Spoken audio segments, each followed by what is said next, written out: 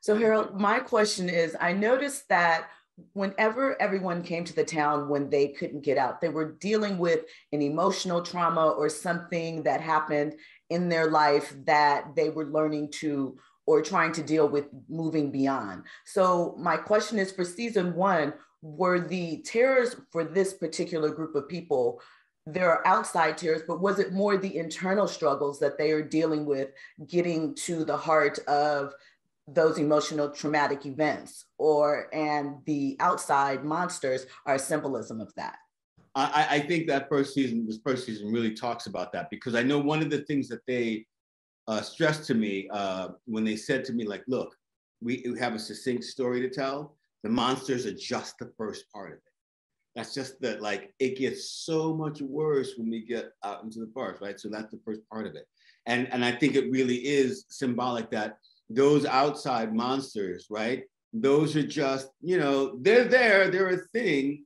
How you're going to live your life while those things are there makes you address the monsters inside, makes you address, like, what happens when your marriage falls apart, and how do you, like, now try to find a way with all this scary stuff out to really grab onto what's really important for you, and can you grab onto what's really important, because are the monsters so deep inside you that you actually can't, that you like the guy who, like, eventually opens the window in episode 7. Like, if you're looking for a girl, you're at the right house. They are there aplenty, and they're all down for anything that you want to do.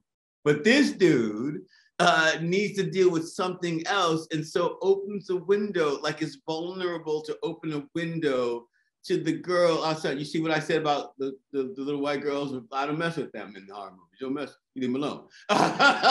They will ruin you. They'll destroy your whole thing.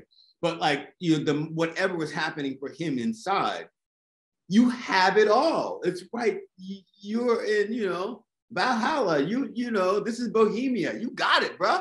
Like, get it. Go get you some. But no, he wants to go out. So I think, yes, this first season really is not only those monsters, they're symbolic of what they're all dealing with inside as well, and how do they get around that, and then what you create from that. Like Ellis and Fatima, my son and his girlfriend, he has to deal with this old trauma, but then finds the love of his life, in there, still hating his dad, and she goes, like, we got to address this. Like, like, I came from a place where we didn't even get the chance to address anything with my dad, like, and so we got to make the best of it.